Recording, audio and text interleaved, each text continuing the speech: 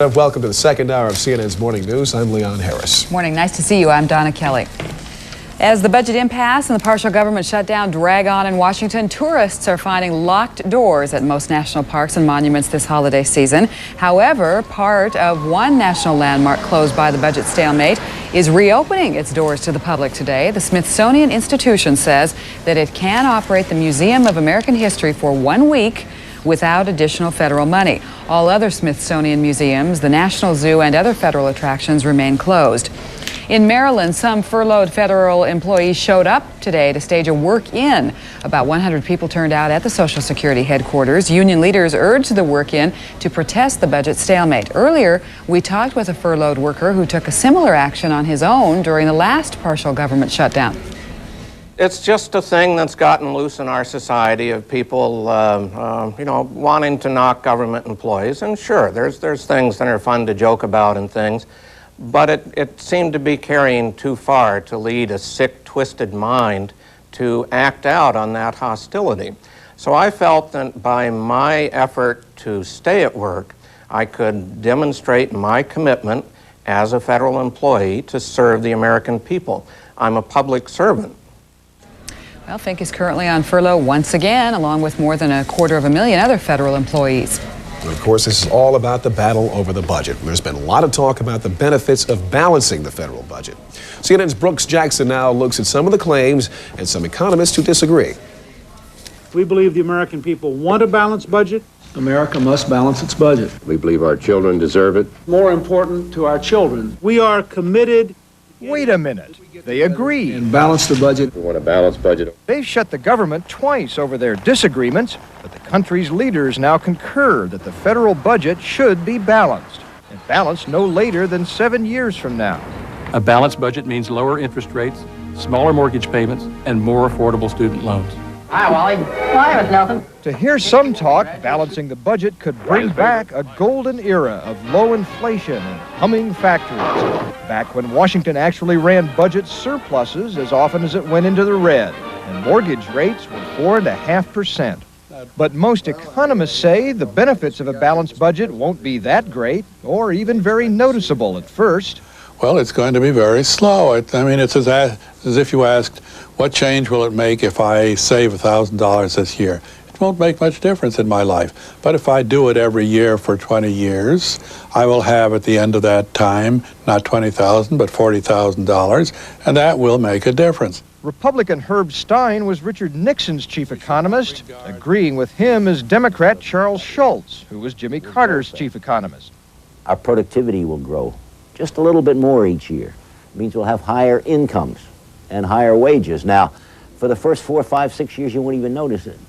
It'll never be massive, but the next generation may have as much as $1,500 a family extra income just from balancing the budget.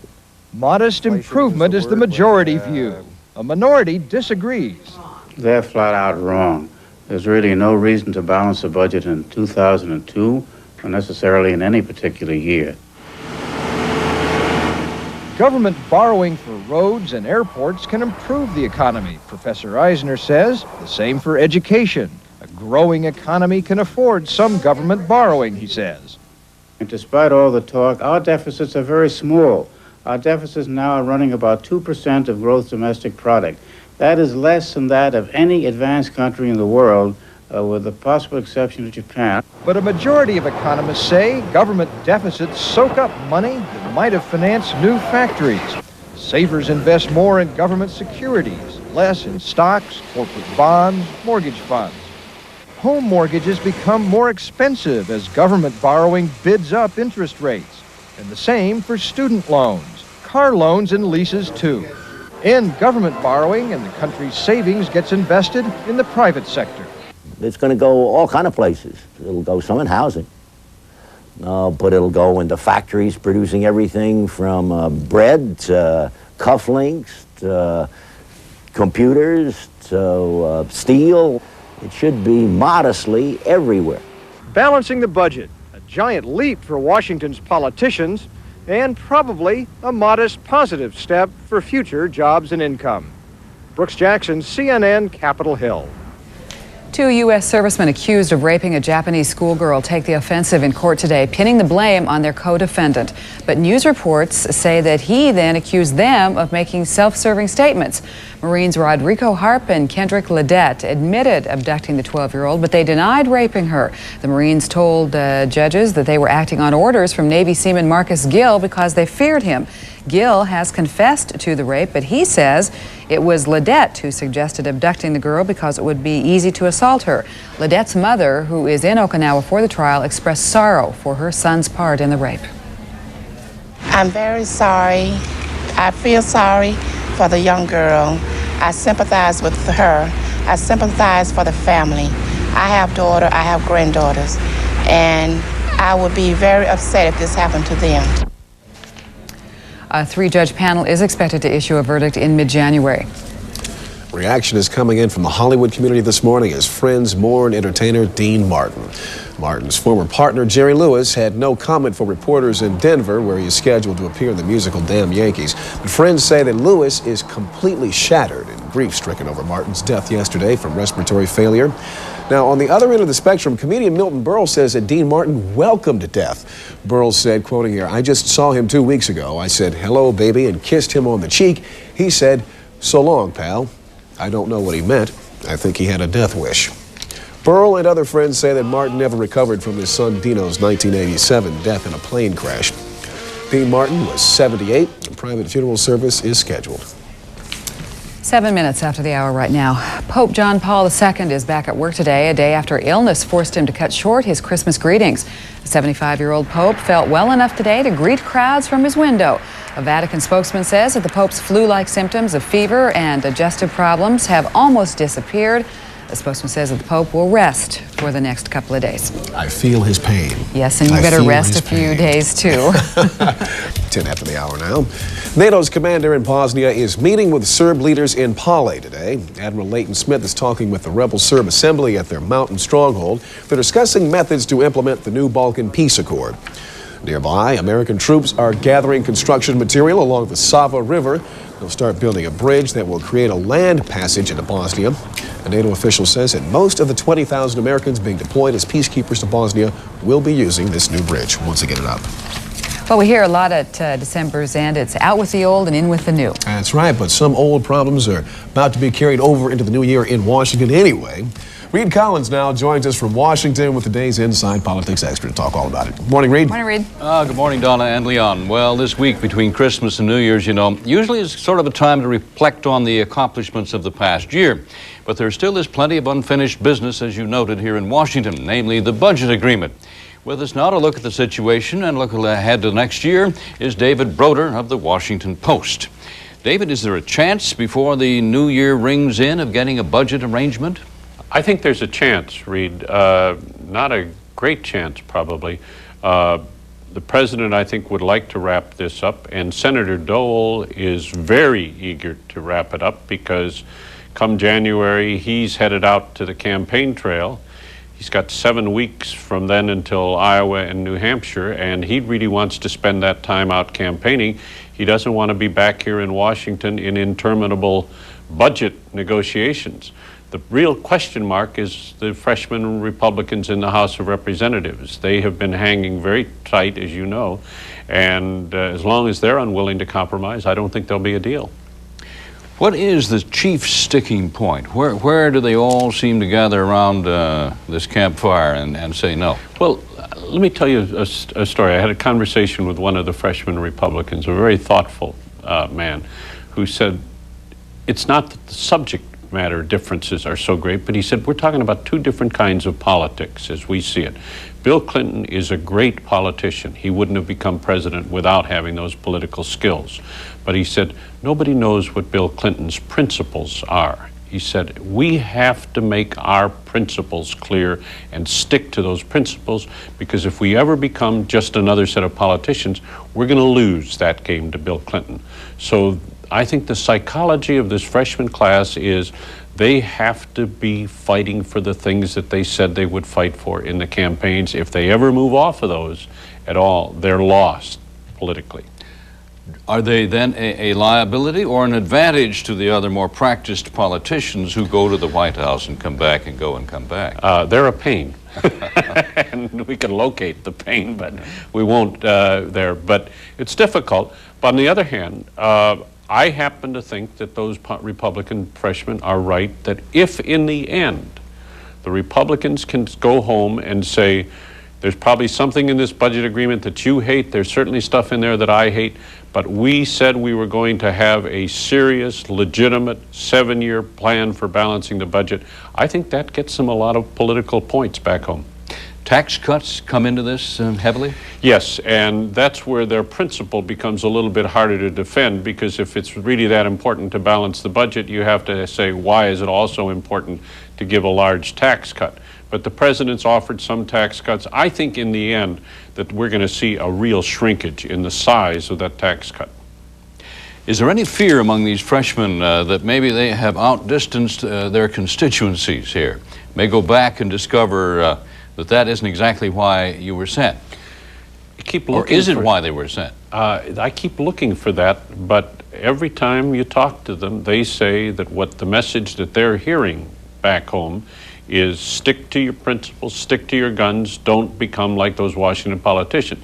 Now, this may be selective hearing on their part, but certainly there's no sign up to this moment that they feel that they are being undercut by their constituents back home.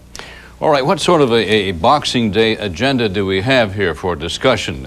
Is there a series? Is there an agenda really to Well, hash what's this happening out? now, and will be happening the next 3 or 4 days, is some behind closed doors, quiet, no publicity conversations between Leon Panetta, operating for the administration, Dick Armey and John Kasich and Pete Domenici for the Republicans in the House and the Senate. And I think they will probably be able to close some ground. Certainly, Mr. Armey, the House Majority Leader, was sounding optimistic at the end of last week about the tone of the discussions. It may be that by the time we meet again here in this studio, that they will really have closed some ground. But in the end, it's going to be a political deal that has to be made, not simply a set of numbers. And that's where the politics comes in. That's where these freshman Republicans can once again impose their veto if they choose to do it. Will there be a news blackout? They've tried that. There is a news blackout, and I think that's a sign that the things are serious. And it won't be cracked? Not until it's in one side's interest or the other's to crack it. All right, David Broder, we shall see. The next time we get together, maybe there will be more substance to talk about agreement on Capitol Hill. Let's hope. Thank you. There is some news. Louisiana's Congressman Billy Tauzin may be running for the Senate. He may also be in line to be the next chairman of the House Commerce Subcommittee on Telecommunication. That could lead to the Commerce chairmanship itself, maybe. Tauzin, who's a Democrat turned Republican, is expected to announce a decision on the Senate race a few hours from now. If he doesn't run, then the fellow Democratic switching Congressman Jimmy Haynes says he'll run for that Senate seat, the one that's being vacated by the retiring Democrat Bennett Johnston. A little later today, we'll resume our series with the Republican presidential candidates as Pat Buchanan will tell us why he wants to be president. That's on Inside Politics, 4 p.m. Eastern, 1 p.m. Pacific. I'm Reed Collins in Washington. Let's get back to Donna Kelly and Leon Harris now at CNN Center in Atlanta. A lackluster season for the nation's retailers could prove to be a boon today for you shoppers out there. A lot of stores and malls opened up early today to give bargain hunters another chance to buy during the after Christmas sales. Some retailers are slashing their prices this year by half or more, and those deals follow price cuts earlier this month. Now, one analyst suggested retailers will now have to rethink their selling strategies in light of this year's sales performance. What it really means is that the retailers now have to start looking at what are the markets that they could really compete in, what are the markets that they're going to be able to maintain a reasonable price. They need to learn how to make profit all year long rather than just at Christmas. Christmas season is not going to be enough to carry them through. The nation's big retailers are expected to announce their December sales figures early next year. Now, consumers didn't rack up as many holiday bills as retailers would have liked. Some of them are blaming that on high credit card debt. Other analysts say that worries of a debt crisis are exaggerated. They claim while credit card use is up, delinquency rates are only up slightly. Experts say that cards are being used more thanks to incentives offered by card companies. Well, people shopping for prescription eyeglasses may see prices coming down. A Florida optician has developed a way to make glasses for less. CNN's Alan Dodds-Frank has our report. We all know about building better mousetraps, but if you build quality prescription eyeglasses that sell for about $20 a pair, will the world beat a path to your door? Robert Morrison thinks so. The Sarasota, Florida optician says he's developed a revolutionary way to make glasses. We have a kit with 152 lenses. Since they can be placed in the frame 180 different ways, it makes 26,000 different prescriptions. So let's say your axis of your astigmatism is axis 100. We move this little notch till it says 100 on the back. We snap it in, and we just made a correction for the right side. Now we do the same for the left. Usually it takes us less than a minute to make a pair of glasses. Glasses normally cost an average of $135 a pair, but Morrison's most expensive style, bifocals, cost only $49. His company, Morrison International, sells them by mail order and at a Tampa, Florida mall. Popular Science magazine rated the glasses one of the best inventions of the year, but the round frames don't make much of a fashion statement. Limitations on the available lens styles as well as frame design for low-cost eyewear, such as those being provided through Dr. Morrison's company, may end up being less likely to be perhaps acceptable, and the limitations of those prescriptions might not be acceptable to all individuals. Still, Morrison, who patented the first soft contact lenses, says his invention gives people who can't afford glasses an option. In fact, the multimillionaire has outfitted 2 labs on wheels, where needy people can get their eyes examined and buy glasses for cost, between $10 and $20 a pair. Alan Dodds-Frank, CNN Business News, New York. Our top stories. In Japan, a Navy seaman accused of raping a 12-year-old girl is pointing the finger back at his co-defendants. Marcus Gill began testifying today. He says Marine Privates Rodrigo Harp and Kendrick Ledette omitted details to make him look bad. Both Harp and Ledette testified that they were afraid of Gill, saying that he had bullied them into taking part in the September attack on the Okinawa schoolgirl. Friends and fans are mourning the death of actor, singer, and comedian Dean Martin. He died yesterday of acute respiratory failure at his Beverly Hills home. Martin became a member of the Rat Pack, as it was known. It was a group of Hollywood bad boys that included Frank Sinatra and Sammy Davis Jr. Martin first gained fame as a straight man who played opposite Jerry Lewis's zany antics in 16 films. In Bosnia-Herzegovina, rising waters are delaying NATO's bridge-building effort to link Bosnia and Croatia. NATO troops were to finish the floating bridge over the Sava River by Christmas. The bridge will provide land passage for heavy artillery and about 3,000 peacekeeping troops to cross into Bosnia every day. Well, despite the partial government shutdown, part of one national tourist attraction is reopening today. The Smithsonian Institution says that it can operate the Museum of American History for 1 week on a limited basis without additional federal funds. The museum says that it's trying to fulfill its mission to serve the public. All other Smithsonian museums, the National Zoo, and other federal attractions remain closed due to the partial government shutdown. And that's a look at our top stories. I have a better idea. Folks, just stay home and watch CNN all day. We have enough attractions here, enough features here. Absolutely. And then we'll be here all day, 24 hours a day, every day. There you go. And one of our attractions is the Financial News Report this morning with Bev Schutt. Morning, Bev. You two do work hard. I saw you here yesterday. Thanks, Donna Leon. Well, on Wall Street today, stocks are higher. The first day of trading in the last week of 1995. Right now, the Dow Industrials are up 12 points at 5110. Trading volume only moderate so far today. Broader and secondary market indices are all higher. The NASDAQ Composite is up just a fraction. A major deal in the insurance industry. GE Capital is buying the life insurance company of Virginia, a unit of Aon Corporation. The price tag, $960 million. G&A unit of General Electric will run the business. The deal will increase G&A's total assets by $9 billion to a total of $30 billion. Aon stock is up 3/4 at 50 3/4. GE up $0.50 a share at 72 1/8. Bond price is also higher today. The 30-year Treasury note is up 6/32 in price, the yield at 6.05%. There is no official economic report out today due to the partial federal government shutdown as the budget battle remains unresolved. Tomorrow, the private consulting firm The Conference Board releases its report on consumer confidence.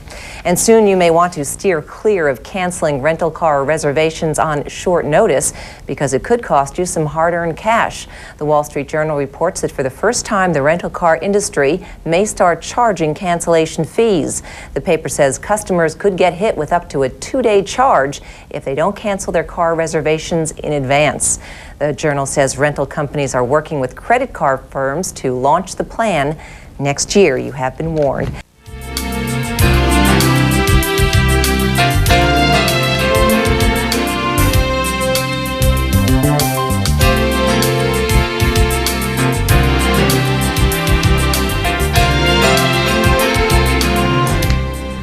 Boy, it's that time of year, too. The fever, chills, aches, coughing, runny nose, and that's all just sitting next to me. No, for a lot of folks. Welcome to the cold and flu season, unfortunately. Many of us will catch at least one or the other this year, but what can you do to stave off the inevitable or make the bout just a little bit more bearable? Leon's going to pay attention. Hope you will, too. Joining us this morning with tips is award-winning New York Times health reporter Jane Brody. Ms. Brody is the author of several books. Her latest being Jane Brody's Cold and Flu Fighter. It's a guide to preventing and treating common colds and flu, and she joins us this morning from our New York bureau. Good morning, Ms. Brody. Good to see you. Nice to be here. Thank you. Have you all survived this weekend? Well, we're doing pretty well. How about you? Well, we're a little half-mast, but I think a little good night's sleep will help a lot. Ah, so you're not feeling well either then? Oh, I'm feeling fine. I just know that that these kinds of holiday times really can take their toll by increasing stress levels and making you eat erratically, sleep erratically, skip your exercise habits, and leave you susceptible to those colds and flus. So the holidays are definitely a part of it then. You get exhausted and excited, and pretty soon you're run down. And you also are exposed to a lot more people than you normally would be. You go to parties, you shake hands, you kiss everybody, you drink and eat from other people's plates and glasses, and you give yourself plenty of opportunity to pick up one of those nasty viruses. And if that's the case, if you're doing holiday things and around a lot of folks, is there really anything that you can do to prevent picking up a bug? Well, number one, I think we should adopt the Japanese habit of bowing when we greet people, or perhaps the Italian habit of kissing on both cheeks instead of directly on the mouth. And I think we do a lot better than shaking hands. Shaking hands is a great way to transmit a cold virus from somebody's nose or mouth right to your hand to your hand. So wash your hands. That was always a familiar, please do wash your hands, huh? Now, if you do happen to get something, though, what should you do? I mean, Leon really is not feeling well, and he's getting more laryngitis, and a lot of folks are sniffling and coughing and getting the flu, and we've had, you know, quite a little bout of stuff going around work here, and people are really laid out. Is there something that you can do once you do get it? Well, I think the most important thing people need to do is get some extra rest. We tend to push ourselves too much, and we spread that germ around willy-nilly. We're not doing our colleagues any favors by coming to work with these bugs. I know the employer isn't too happy about that, but the fact is that one of the best ways to prevent the flu is with a flu shot every year in October or November to get that immunization that will stave off the current version of the influenza virus. They now say that the Pope had the flu over Christmas, and if he really did, that's an inexcusable situation. The Pope should have had a flu shot.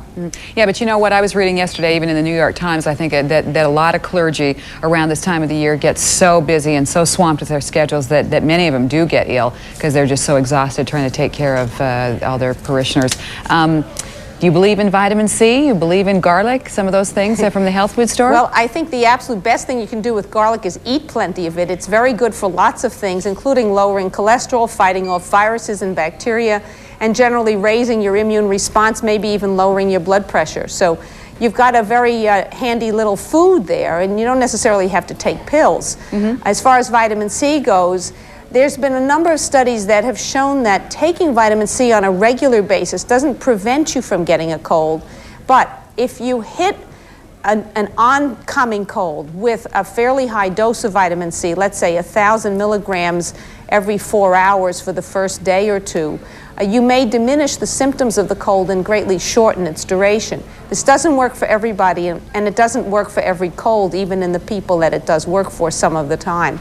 So you're better off, I think, just drowning yourself, hydrating yourself as much as possible from the inside by drinking plenty of plain fluids all day long to diminish the symptoms, to keep everything loose in your respiratory tract, and prevent those secondary infections, which are really the most debilitating. Yeah, and I thought it was kind of fun this morning when I was looking through your book, Jane, that you have a recipe even for chicken soup, so you must believe in that. Yes, and absolutely, Jewish penicillin, as it's been called, is very effective, and it's actually been shown in a scientific study to help stave off the cold viruses and to stimulate your immune response so that you can better fight them off. How about little people? When little people get sick around this time of year, or even any time during the year, of course, but it's tough to help a child when they're sick and wonder if you're doing the right thing.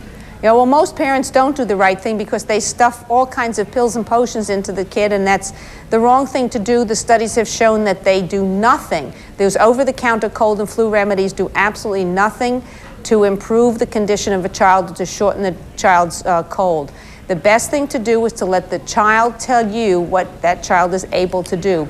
Maybe get a little extra nap in there and make sure they drink plenty of fluids, but don't force them to eat, and don't necessarily keep them in the house if they feel able to go out. Yeah, and watch if they have a high fever, though, and then and other markers that you should watch for when you really should take them to the doctor. That's correct. If the child is impossible to comfort, if the child has a fever of over 101, if the child just can't hold food or liquids in his stomach, that's the time to take the child to the doctor, not because he's sniffling.